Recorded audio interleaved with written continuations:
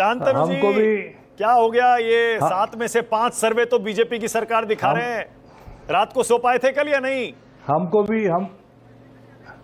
हमको भी पूरा जवाब देने का मौका मिलना चाहिए, नंबर 1।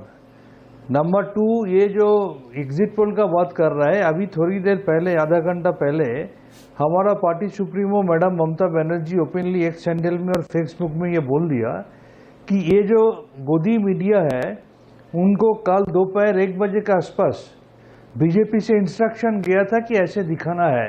कोई पैसा का लालच में, कोई डर के मारे ऐसे दिखाया।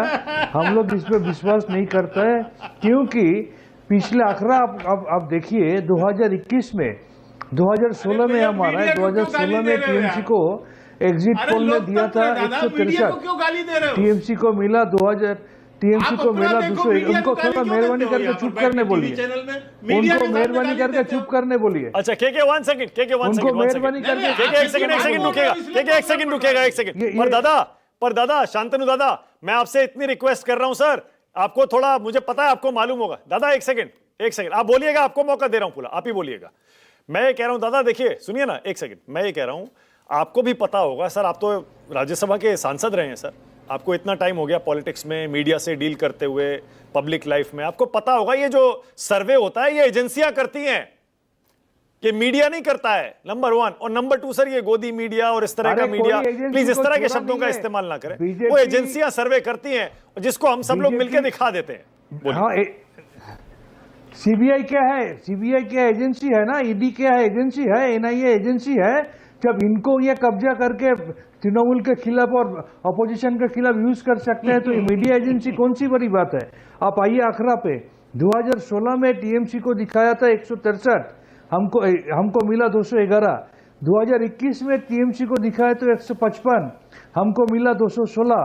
2024 का पार्लियामेंट में इलेक्शन में टीएमसी को दिखाया था 14, हमको मिला 29। और ये ममता बनर्जी सुबह से क्यों घूम रही थी, इसका जवाब मेरे को देना पड़ेगा।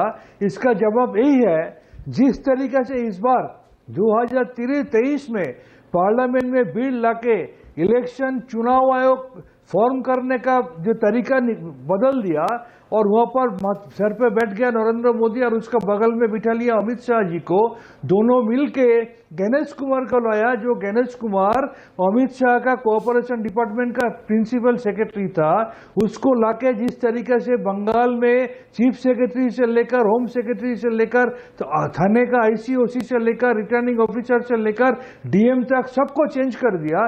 बाहर बीजेपी रूल स्टेट से जहां पर पुलिस ऑब्जर्वर लाया।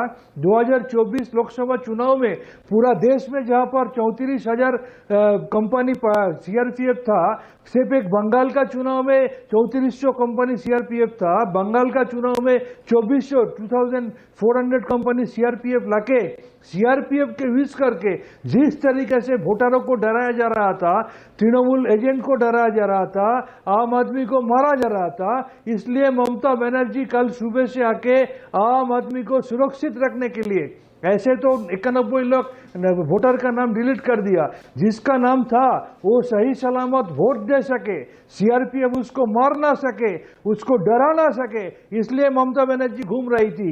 ये जो गणेश कुमार है, इसको शर्म आना चाहिए। इसके खिलाफ 193 मेंबर ऑफ पार्लियामेंट का इम्पीचमेंट नोटिस दिया हुआ है, एक बार नहीं 3 बार। बीजेपी इलेक्शन कमीशन को लेकर, शांतनु जी, कल भी दादा मैं आपसे बस ये पूछ रहा हूं, अब जब वोटिंग हो चुकी है, मैं आपसे ये पूछ रहा हूं, अब तो वोटिंग ठीक ठाक हो गई ना? मतलब 4 तारीख को जो नतीजा आएगा उसको मानेंगे या नहीं मानेंगे? एग्जिट पोल मत मानिए आप, 4 तारीख का नतीजा हार स्वीकार करेंगे या नहीं? नहीं, ये हार स्वीकार करने का सवाल मेरे लिए पैदा नहीं होता है, उनको पूछिए। 4 तारीख वो अभी बोल रहे हैं वोट सही सलामत हुआ है, इसके बाद 4 तारीख जब एक मिजरेबली डिफीटेड होगा, ये आके मानेगा तो कि ये पब्लिक मैंडेट है। हम अच्छा एक काम करते हैं दादा, एक काम करते हैं दादा, 1 सेकंड दादा, 1 सेकंड, मैं सुनिए, मैं आपको भी चैलेंज कर रहा हूं और इनको भी चैलेंज कर रहा हूं, दोनों को कर रहा हूं। मैं पहला चैलेंज आप ही को कर रहा हूं। दादा आप बोलिए, आप स्वीकार करेंगे 4 तारीख को जो रिजल्ट आएगा? बोलिए। 100% स्वीकार करेंगे। ठीक है, ओके। के शर्मा बोलिए, आप स्वीकार करेंगे नहीं करेंगे बिना किसी शिकायत के? बिल्कुल जो जनता का जनादेश है वो सर माथे पर है मानक जी। ठीक है। लेकिन मैं एक बात इनको कहना चाहता हूँ, इन्होंने एक बहुत महत्वपूर्ण बात बोली है चुनाव आयोग के संदर्भ में।